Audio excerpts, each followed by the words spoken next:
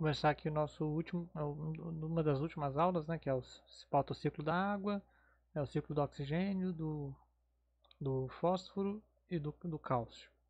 Começando pelo ciclo da água. Bom, o ciclo da água ele é bem simples, né? A gente já conhece ele há bastante tempo, a gente já estuda ele desde o ensino fundamental, né? Então, a água, né, basicamente também circula, é um fator abiótico extremamente importante, né? E ela vai circular no ambiente. Então, lembrando, a água evapora, como é um ciclo, né? Como eu já falei, não tem nem início nem fim. A gente escolhe um lugar para começar, né? E tem que voltar para o mesmo lugar. Então a água na natureza, por exemplo, disponível em forma líquida, né? Rios, lagos, lagoas, oceanos, mares, enfim. Ela vai por evaporação sair dessa forma líquida, evapora, gasoso. Por condensação forma as nuvens. E aqui uma coisa que eu sempre falo, né? Se por condensação forma as nuvens, qual o estado físico das nuvens? A nuvem é o que? É vapor de água? Não. Se fosse vapor, não tinha condensado, porque condensa é passagem de gasoso para líquido, ou seja, a nuvem são pequenas gotículas de água, já é estado líquido já. Só que são gotículas bem pequenas que o ar mantém em suspensão, né? O vento mantém em suspensão. Então, evaporou, né? A água está na forma líquida, evapora, gasoso, depois vai condensa e aí se transformou em nuvem. Beleza. Depois, dessa condensação, pode acontecer a precipitação, que aí essa água, né, essas gotinhas vão juntando uma na outra, fica uma gota grande, pesa, né, e começa a cair, é a chuva. Choveu, a água cai, e aí pode escoar, enfim, filtrar pelo solo, ou pode congelar, né, e aí infiltrou pelo solo, pode formar, por exemplo, os lençóis freáticos, os aquíferos, ou então escoando pelo solo, pelas montanhas, pode formar rios, enfim. O ciclo da água ele é bem simples, né? A água no planeta ela é disponível nos seus três estados físicos, né? Você tem a água líquida, tem o vapor de água no ar, que inclusive é bom, é importante para ter a umidade relativa do ar que a gente fala, que é o nível, né, a concentração de vapor de água. Isso mantém, por exemplo, as nossas vias respiratórias mais úmidas e fica mais fácil para respirar. Por isso que a gente fala que quando o ar está seco é ruim para respirar, porque resseca, né, o interior da sua garganta, aí, da sua faringe, da sua laringe, fica tudo ressecado e fica pior para respirar. Então tem água na umidade do ar, na forma de vapor, e tem, né, as gotículas formando as nuvens, e tem gelo também, né, no alto das montanhas, né, nos polos norte, polo sul. Então você encontra água no planeta Terra nos seus três estados físicos, né? Sólido, líquido e no gasoso também, no vapor de água. Uma coisa que é importante de lembrar no ciclo da água, que muita gente esquece, é essa, né, a água indo da forma líquida, indo para a atmosfera, vai por evaporação, mas também vai aqui, ó, por evapotranspiração, que é a transpiração das plantas. As plantas transpiram, só que elas transpiram direto como vapor de água, né? Então, tipo, você não vai ficar embaixo de uma árvore e vai pingar suor de planta em você, não vai. Porque elas transpiram direto na forma de vapor. Então sai essa evapotranspiração que a gente chama é o vapor de água das plantas. E é uma quantidade relevante de água, tá? Por exemplo, na floresta amazônica você tem o rio Amazonas, que é um rio que tem um volume de água gigantesco, mas você tem como se fosse um rio na vertical, que é toda essa água que vai fazendo a transpiração das plantas ao longo do dia. Então, é um volume de água muito grande também, que vai no sentido vertical. Fala até que é um rio vertical. Tá? Então, o pessoal geralmente esquece dessa evapotranspiração aqui quando está estudando o ciclo da água, né? Que é um ciclo simples, mas esse pedaço da evapotranspiração que o pessoal costuma esquecer. Tá bom? Bom, continuando nos ciclos biogeoquímicos, né, esse vídeo aqui para não ficar muito curtinho, então vamos mais de um. A gente tem também o ciclo do oxigênio, que é um outro componente do ambiente muito importante para os seres vivos. Né? A maioria dos seres vivos do planeta respiram oxigênio. Eu estou falando maioria porque tem alguns seres anaeróbios também, né? Mas a grande maioria é aeróbia hoje em dia, né? Então a grande maioria respira oxigênio. Bom, como é que o oxigênio está na atmosfera? Ele vai entrar para os seres vivos através da respiração e ele vai voltar para a atmosfera através da fotossíntese. Então, olha só, é até o oposto ao ciclo do carbono. Né? O carbono ele entra pela fotossíntese e sai pela respiração. O oxigênio é o contrário, ele entra pela respiração e sai pela fotossíntese. Ele volta para a atmosfera pela fotossíntese. E uma outra maneira de tirar oxigênio da atmosfera também, além da respiração, é pela combustão. quando tem a combustão de alguma coisa, né, ou do combustível lá, por exemplo, gasolina, precisa de oxigênio também. Então, né, para ter fogo, para ter combustão, tem que ter oxigênio. Então, ele é retirado da atmosfera por combustão ou por respiração e ele volta por fotossíntese, seja de planta ou de algas, por exemplo. E aqui está mostrando uma coisa interessante, ó, que na atmosfera, a gente vai ver isso quando for estudar a poluição, o oxigênio, quando absorve radiação, ele é convertido em ozônio e o ozônio também ele é convertido em oxigênio, vice-versa. Uma reação aqui, né? Pode ir tanto para um lado quanto para o outro. Até que uma hora entra em equilíbrio, então na atmosfera você sempre tem oxigênio e ozônio, que é o O3. Só que o ozônio é uma forma instável, né? Então por isso que ele fica sempre convertendo de volta para oxigênio, mas aí absorve radiação, volta para ozônio, enfim. Então fica se convertendo no outro. E aí até entra em equilíbrio e na atmosfera você tem os dois.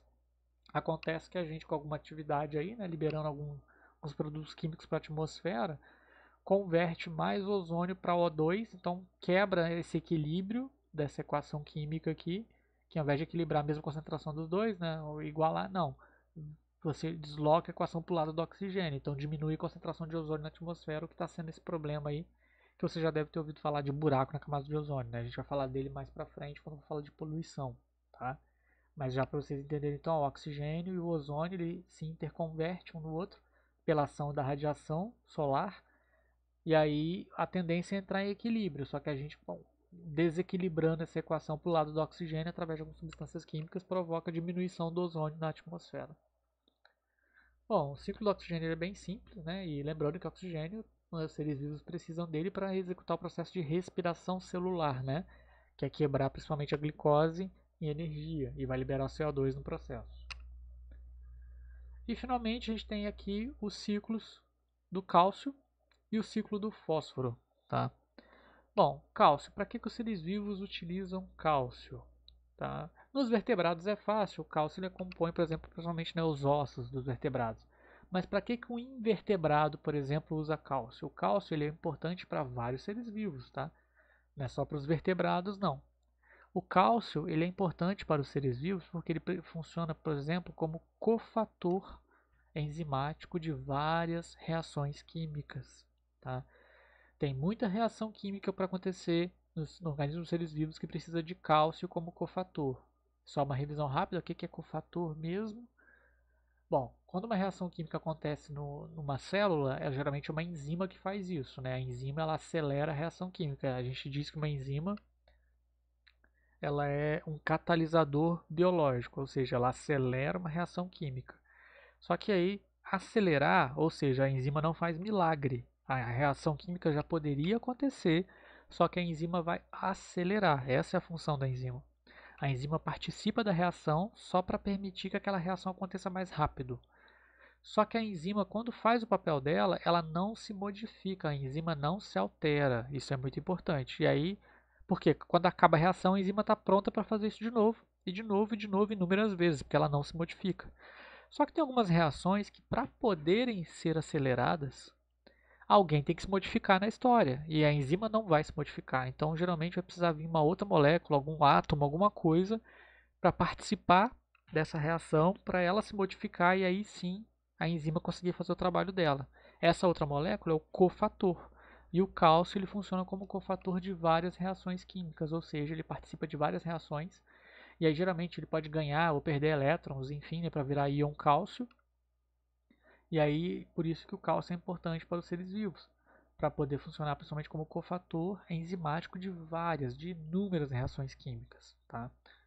Bom, o cálcio, como é que os seres vivos pegam cálcio, né? Tá o cálcio no ambiente, por exemplo, ele está no solo, nas rochas, né? Nas rochas, por exemplo, rocha de calcário tem cálcio, ok. Pelo intemperismo, né, ventos, chuvas, esse cálcio é desbastado e ele é retirado das rochas, vai para a água, por exemplo. E aí, vindo da água, as plantas podem absorver já, junto com a água. Ou os próprios animais, quando bebem água, né, vai um pouquinho de cálcio também, uma quantidade pequena, mas vai. Então, principalmente os vegetais absorvem cálcio junto com a água e fica no corpo deles, eles também utilizam cálcio. E aí um herbívoro, por exemplo, quando se alimenta lá, pega o cálcio da planta, ou então quando bebe água também. Aí um carnívoro come a carne dele, pega o cálcio também. Nossa principal fonte de cálcio atualmente, nós humanos, né, É leite, derivados de leite, por exemplo, que vem dos herbívoros, né, afinal de contas, que veio das plantas, né?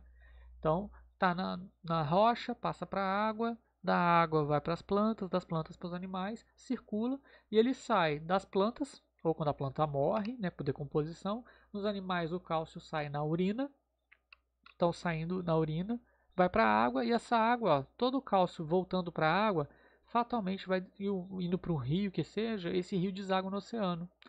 Desaguando no oceano, esse acúmulo de cálcio, por exemplo, entra na teia alimentar aquática, e aí pode né, o esqueleto deles, por exemplo, os vertebrados aquáticos, quando morrem, o esqueleto deles vai se depositando no fundo, vai gerando uma grande quantidade de cálcio, de rochas calcárias a rochas sedimentares, e através do movimento tectônico, né, essas rochas, através do movimento tectônico, vão sendo trazidas de volta para o ambiente aqui em cima, para o ambiente terrestre, sofre intemperismo, começa tudo de novo.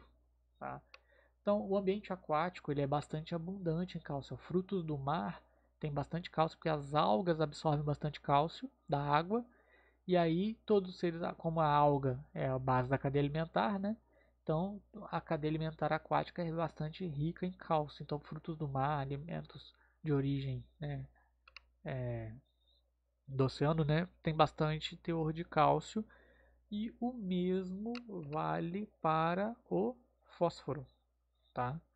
Que também é um íon muito importante para os seres vivos, é um átomo, né, perdão, muito importante para os seres vivos. Para quê? Por exemplo, nas células, o principal componente da membrana das células é feito de fosfolipídio.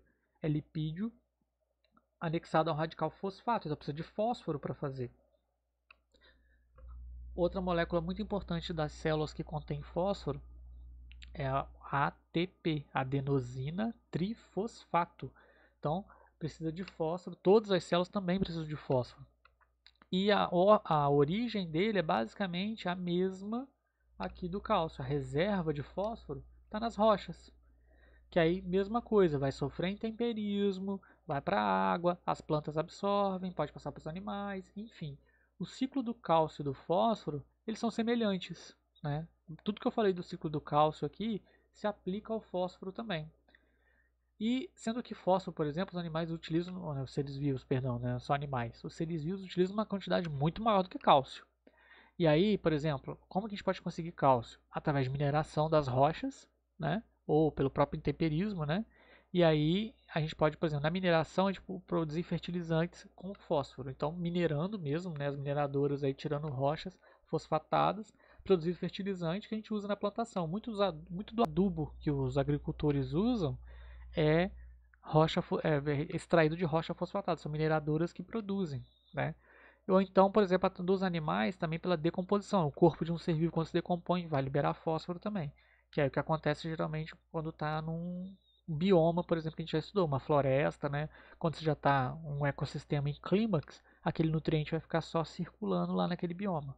Mas, por exemplo, uma agricultura aí, uma atividade de monocultura, agricultura, enfim, né, de comercial, você não vai ficar esperando a decomposição devolver o fósforo para o solo para as plantas pegarem de novo. Então a gente vai ter que ficar usando adubo fosfatado e a origem desse fósforo vem da mineração. Agora, outra coisa importante fonte de fósforo que nós temos é o oceano, pelo mesmo motivo do cálcio que eu tinha falado. Porque a deposição de fósforo, né, ele vai sendo levado pela água e vai fatalmente chegar ao oceano. E nos seres vivos aquáticos, depois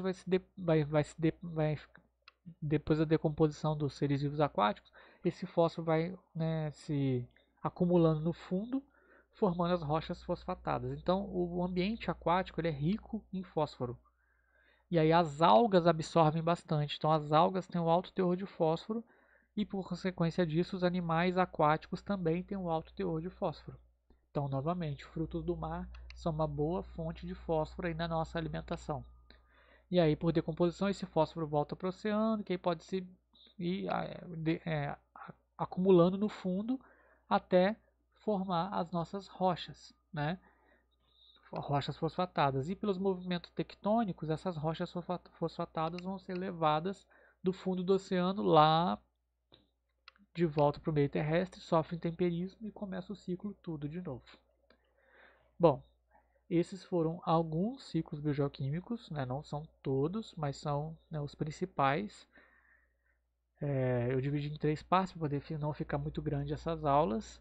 Qualquer dúvida, vocês podem me procurar aqui no WhatsApp, né? Estou à disposição de vocês, tá ok, pessoal? Um abraço e bom estudo aí.